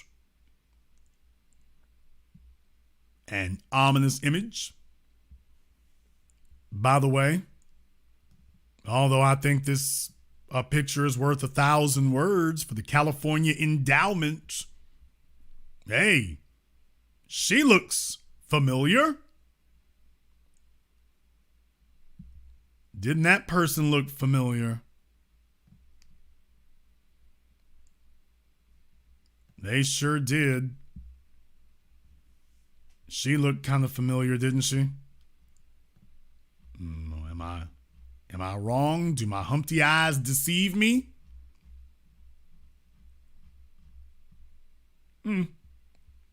Probably not. Probably not.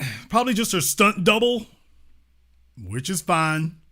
Just couldn't help but notice a little similarity. Oh, here we go. All right.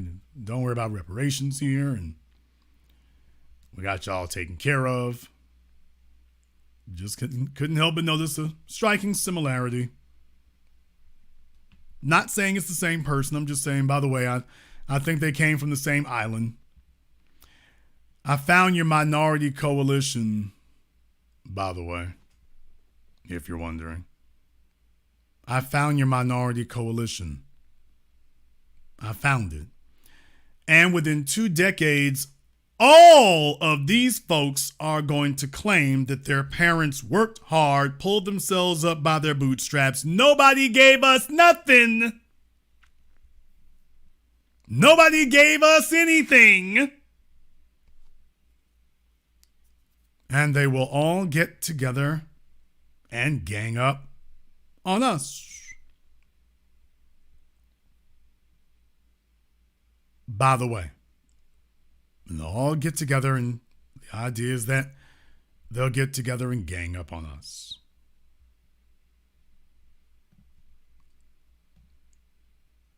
That's what's happening from New York to LA.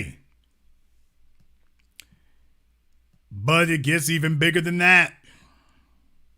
Just in case you thought it stopped here, on the other side of everything, let's go on the other side of the world. Oh, the 720 degrees of analysis you'll receive absolutely nowhere else. Don't worry, I'm pretty sure we're going to be revisiting these things before it's over. From The Guardian, David Cameron, Rwanda bill will, quote, get the job done and stop small boat crossings, says David Cameron. Foreign Secretary also said Iran was thoroughly malign geopolitical influence. A failure to tackle the issue. Let me go ahead and let you all see the article itself here so you can see it as we run it down. By Ben Quinn. By the way, just in time for Christmas, a failure to tackle the issue of small boat crossings in the English Channel would be destructive to people's faith in politicians and government, David Cameron has claimed. In comments aimed at rebellious Tory backbenchers unhappy with Rishi Sunak's Rwanda legislation, Lord Cameron, the foreign secretary, said it was, quote, the best bill to get the job done. The former conservative leader, who was brought back into government by the prime minister last month, also said in an interview with the Sunday Telegraph that Iran was, quote, a thoroughly malign geopolitical influence. Now, going down here a little bit here, it says that on domestic matters, Cameron said he believed the Foreign Office could be more involved in helping to deliver Sunak's pledge to, quote, stop the boats. Cameron said it could, quote, get migration dialogues going with countries where some of their citizens are coming in small boats to Britain, and we should help.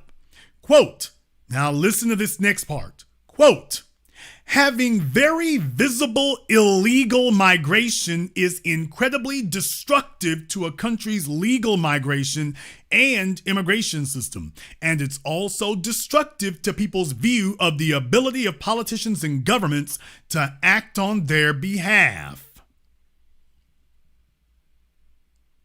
Sunak narrowly avoided a major rebellion by right-wing conservative MPs earlier this month when they abstained on his controversial Rwanda bill. So over there in Britain, they're saying, by the way, we are here to stop the boats.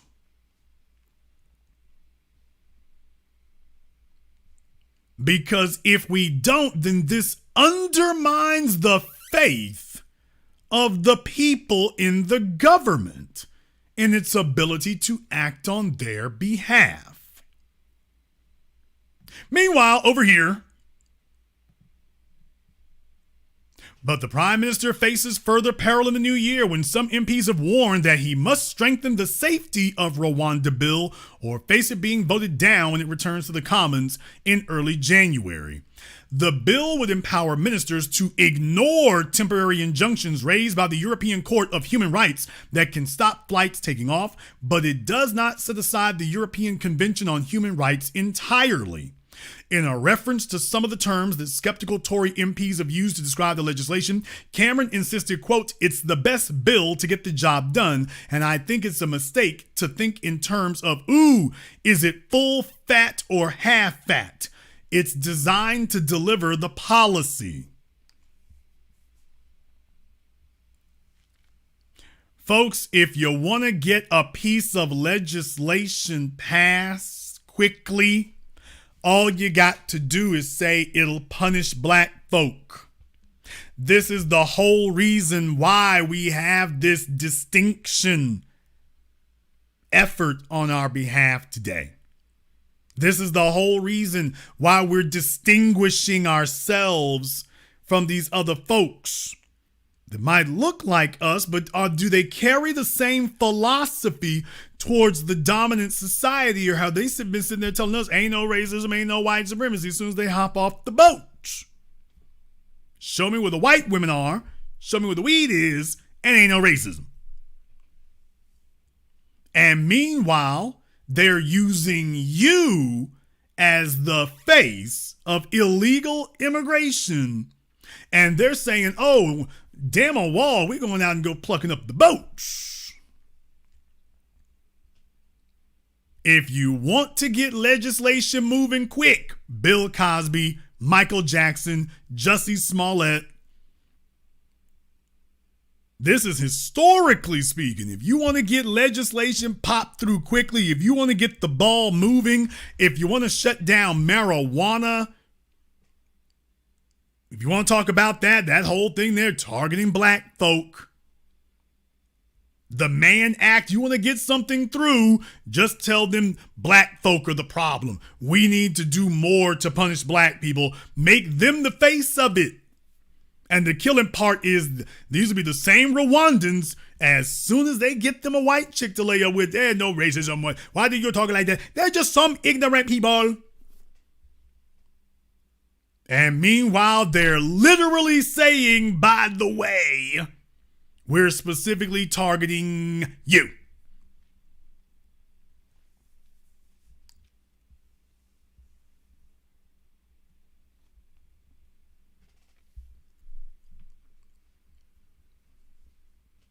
No, they don't have to take it seriously. These other folks will have you take it seriously.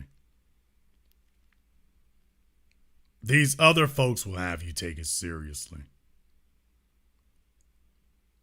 We've been telling you this all this time. Just sit there. Believe whatever you want to believe. Just sit there for a bit. And let's see how that works out. Let's see how that works out.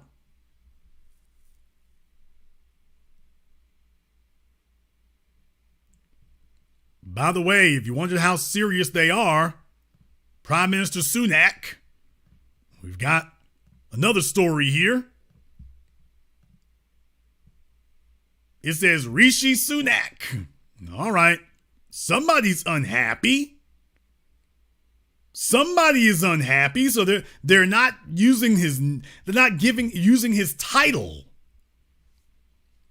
Somebody's salty. Pippa? Pippa is very unhappy. Why do you think that Pippa is so damn unhappy? Referred to him by his name, Rishi Sunak, in the title. Really? All right. Somebody is salty as hell. What's going on?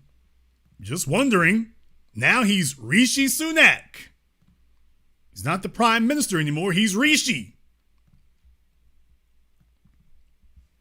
Rishi Sunak has refused to disclose whether any airline would be willing to fly asylum seekers to Rwanda amid concerns they could face reputational damage if the deportation plan gets off the ground. The Prime Minister said he was confident that the UK government would be able to, quote, send asylum seekers to the African state, but did not reveal whether any airlines had agreed to participate, citing commercial confidentiality. Excuse me, doesn't the British government have planes? Doesn't the British government have planes? Don't they have planes of their own? Yeah. The British the British military has planes of its own. Talking about commercial airlines. What are you talking about here? If you're going to pay for it, go ahead and load them up on the nearest C-17, C-130. All right, off you go. So they're playing games. He could not say when he would deliver on his pledge made almost a year ago to, quote, stop the boats, saying flights to Rwanda would take off, quote, as soon as practically possible, but that there was no firm date for an end to small boat crossings. Sunak acknowledged that his Rwanda bill had to make it through Parliament first. The legislation is due to return to the Commons in January, and right-wing Conservative MPs are threatening to split the party by voting against it unless it is hardened up. There have been reports that airlines have refused to sign contracts with the Home Office and that ministers have appointed an agent to try to find a willing commercial supplier. If they are unsuccessful, Sunak would have little choice but to ask the Ministry of Defense to step in. So, in other words, the military. In other words, the military. Exactly what I just said. Why are you not just starting there? You have control of it. Why are you not just starting there? Refugees, welcome. Ma'am, you look like one. I want to get flights off as soon as practically possible, Sunak told MPs on the Commons Liaison Committee when reminded by Diana Johnson, the chair of the Home Office Affairs Committee, that he needed planes to do that. He admitted, we do. Sunak said, I'm confident that we will have the ability to send people to Rwanda. You wouldn't expect me to comment on commercial conversations. Sunak said there was no firm date on stopping small boats from crossing the channel. Quote, We will keep going until we do. This isn't one of these things when there's a precise date estimate on it. He was unable to say when the legacy backlog of asylum claims would be cleared, having previously promised it would happen by the end of 2023. Quote, well, we're not at the end of the year yet, so the final statistics haven't been published, but we're making very good progress. We're not at the end of the year, dude. You got 6 days. You got a week. Sunak was criticized by MPs on the committee over his lack of transparency after he declined to provide further details on how much more the government expected to pay to Rwanda. The cost of the deportation scheme has more than doubled the £290 million while flights remain grounded. Quote, we disclose those things on an annual basis, Sunak said. It's absolutely right for what are commercially sensitive negotiations that there is a degree of availability for the government to negotiate these things and then provide the appropriate level of transparency to Parliament, which it is doing on an annual basis. Challenged by the Public Accounts Committee Chair, Meg Hillier, on the secrecy surrounding the costs, Sunak said it may well be that we want to have other conversations with other countries. But again, it wouldn't be right to talk about these things if we're having private conversations with other countries about potential alternatives to add to our Rwanda policy. Later in Parliament, James Cleverly said the UK would not attempt to resolve asylum seekers until Kigali had brought in all the changes required by a new bilateral treaty signed after the Supreme Court ruled that the deportation scheme was unlawful. Quote, the last thing I want is to set something up that is doomed to fail, he told the Lords International Agreements Committee. Cleverly backtracked on criticisms he made of the UN refugee body's assessment of Rwanda that were at the center of the Supreme Court's damning judgment. The UNHCR, Human Commission on whatever it is, presented judges with at least 100 allegations of refoulement and defects in Rwanda's asylum system, including the lack of an independent judiciary. So what they're sitting up here telling you folks is that if Rwanda doesn't get its act together, you gonna foot the bill. And we want to stop all these other folks here, but we're going to start with you. And then we can go ahead and make things difficult on you. Then we can go ahead and get these other folks. So you will be the face of what they need to do. The Home Secretary said, I note with interest that their lordships in the Supreme Court relied heavily on comments by the UNHCR, that's the United Nations High Commissioner for Refugees, about the situation in Rwanda. I'm also very conscious that the day after the judgment was made, the UNHCR flew over 160 refugees to Rwanda for processing. Did you get that? So he's calling them out on that. They relied heavily on the UNHCR about the situation in Rwanda. I'm also very conscious that the day after that judgment was made, while the UNHCR flew over 160 refugees back to Rwanda for processing. Through the actions of an organization which is working with the Rwandans, they are telling the world through their actions that they believe Rwanda is safe for refugee processing. Otherwise, surely they wouldn't have flown those people there. Oh, hell.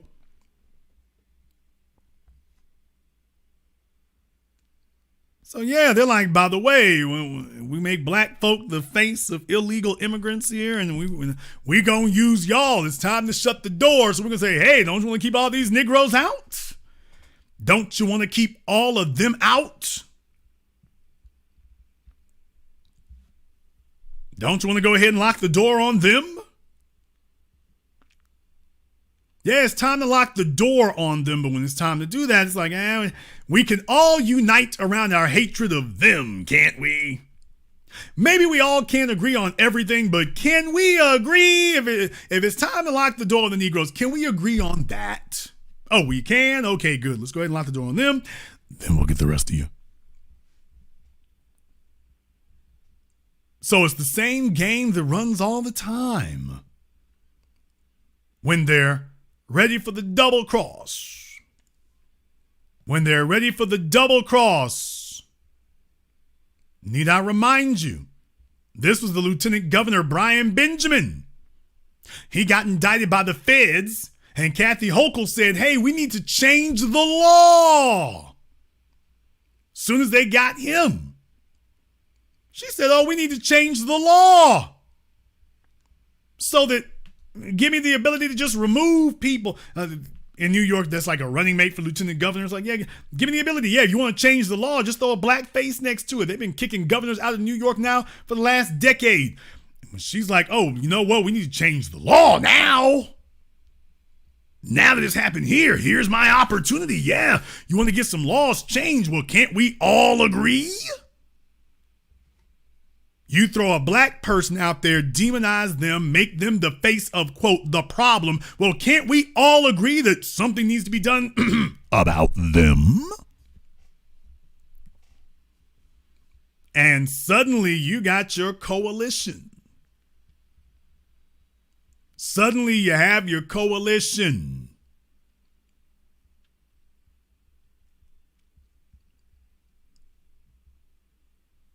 This is the racial double cross here, and need I remind you all that while Bowling Ball Martin wants to sit up here and speak on my name about who I support and who I don't, who I'm caping for and who I'm not, just remember, he ain't said a damn word about what the Democrats are doing in these places like this. He ain't said nothing. And he won't say anything, and neither will TV1, and neither will any of the others, the Root, the Griot, the Grime. They won't say anything. Your HBCUs will not say anything. All of them are lined up at the trough hoping that somebody spits off a couple of dollars. That's why I brought up on last night's program about that $7 billion to HBCUs. So no money for reparations, but we got billions for illegal aliens and billions for the HBCUs to go squander and misuse and misappropriate. What do you send all that money for? Oh, no wonder we can't get them to act in our interests. No wonder we can't get the HBCUs to actually act in our interests and perform in our interests. No wonder we can't get that to happen. No wonder, no matter how big of a spotlight we put on them, no wonder it doesn't change anything. Why, they flooded the zone with money to make up and compensate for the shortfall for the rampant mismanagement of those places and corruption. Not just mismanagement. It's not mismanagement. It's outright corruption. No wonder we can't get them to do anything differently. What are they getting out of it? Oh, dude, they're getting hundreds of millions per institution. Most of it's going to find its way into the dean and the faculty's pockets. Roland Martin is literally always having a damn begathon with the Democrats every damn election year. What y'all need to do is give me money. That's his only political advice to the Democrats. Y'all need to give me money every damn year. That's his solution to everything, is to give him more money. You see, if y'all would have given me money, then you would have won the election.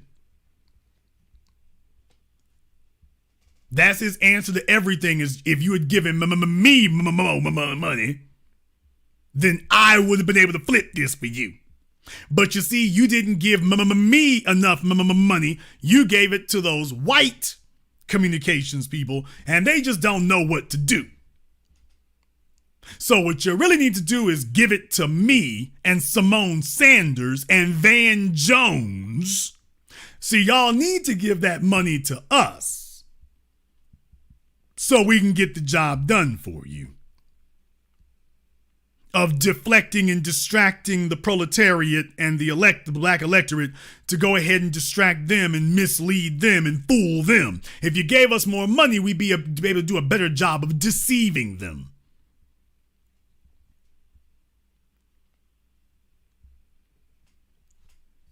I'm letting you all know that this is standard operating procedure. This is the playbook going forward. And that the racial double cross is real and it's not just a figment of your or my imagination. And the individuals who tell themselves that if I kiss enough ass, I'll be able to get sit up there in the big house. And in case you didn't notice, people, they are removing the black politicians in New York at the highest levels through indictments. So your former Lieutenant Governor, Brian Benjamin, hold this indictment.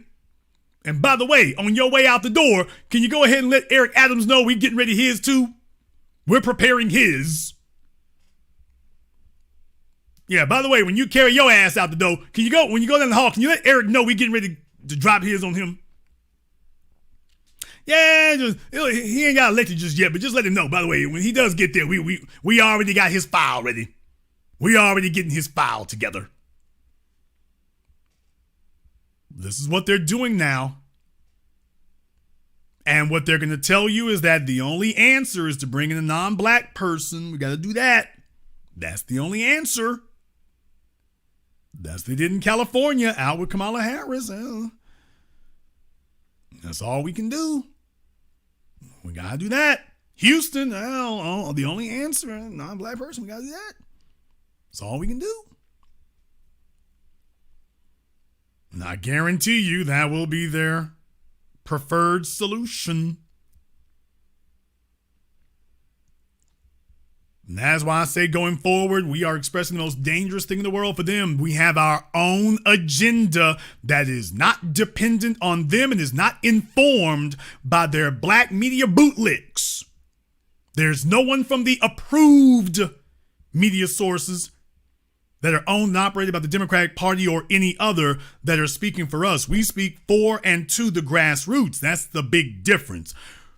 These other folks do not speak to the grassroots and damn sure don't speak for it. And when you bring up things like this, that all of a sudden they fall quiet and tell you, oh, well, don't worry about that. These are things that directly affect you while they want to sit up here and talk about the prison industrial complex and criminal justice reform. You're talking about criminal justice reform while Governor Hochul is literally fighting against it. She's literally fighting against criminal justice reform. And these other folks are telling you, well, vote for them anyway. Yeah, vote for them anyway.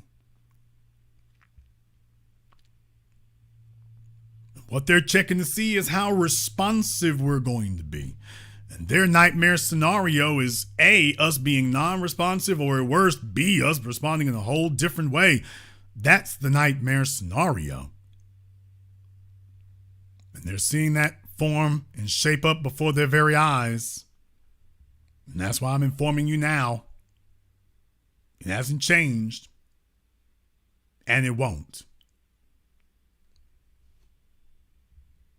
Look for this to intensify and look for it to get worse. And the whole Mayor Adams, I know he feels the heat getting hotter. And I know he feels the powers that be closing in. They're this steady drumbeat. They're trying to assassinate his character and reputation at every turn.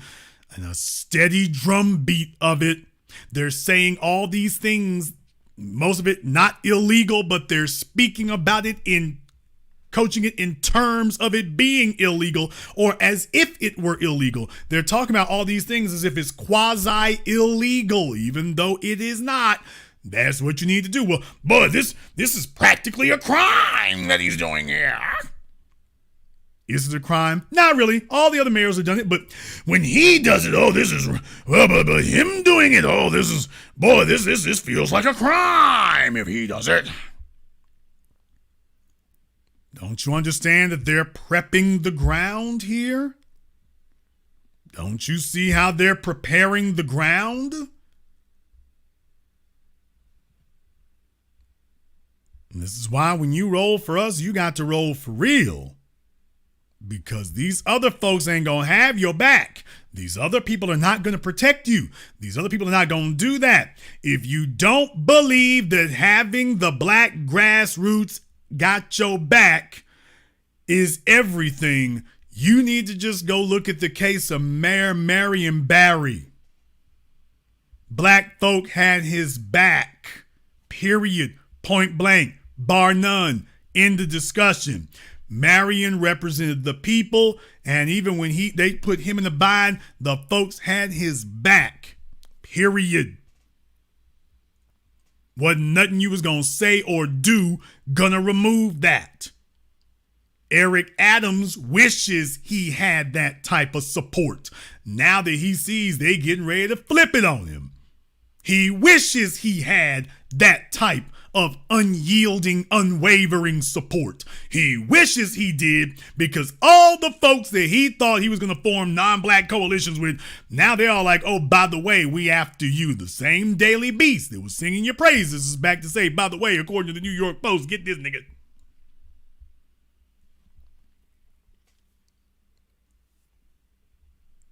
He thought he was ready for the double cross, and now he realizes, oh, he's not. They're not going after the usual political stuff. They're like, by the way, the state and the feds are like, we're investigating you to see if a crime has been committed, or if you've done something that violates some technicality that we can blow up and exploit to the level of a crime. Or at least something sufficient enough to remove you from office, even if it's not a violation of the criminal statute, if it's a violation of a financing statute. Can we blow it up enough so we can get you out of office?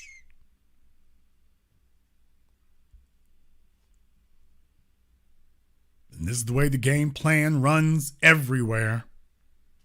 This is the way it goes all over the place. And in his case, they ain't even waited. This is a lesson to learn, I'm pointing out here. Folks aren't stupid. Let's be very clear about that. People aren't stupid. They just pretend to be stupid. They just play dumb until something like this happens. Then all of a sudden, oh, they done woke the hell up. Now they don't want to play dumb anymore. Yeah, because, that'll mess you up. It sure will. It sure will. Or you can sit there and not believe it. That's another option. When they give you your wake-up call, that's going to be it.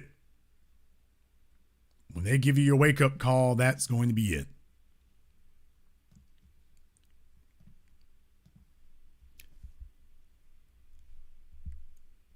In any case, we're going to go ahead and wrap up tonight's program. If you are new here to the Black Channel, welcome to the haven of intelligent black thought. We do this every weekend. Click that red subscribe button. Click that yellow notification bell. Join us each and every time that we are here. If you haven't been to our website, blackchannelfilms.com, you want to go and check out our groundbreaking, best-selling documentary work, 7 a.m., Gentrified, Race War, all available on DVD and streaming. Go to blackchannelfilms.com. That is blackchannelfilms.com. Want to send a shout out to my man Andrew L. and Mr. Richburg and everyone else who has contributed to support tonight's program on PayPal, CashApp, Super Chat, Venmo. Thank you all very much for tuning in live or recorded. Thank you for liking, subscribing, and sharing. And this concludes tonight's broadcast of the Black Channel. I am your host, your brother, your humble servant, the Black Authority. And until next time, my brothers and my sisters from around the world, remember, black is the future and the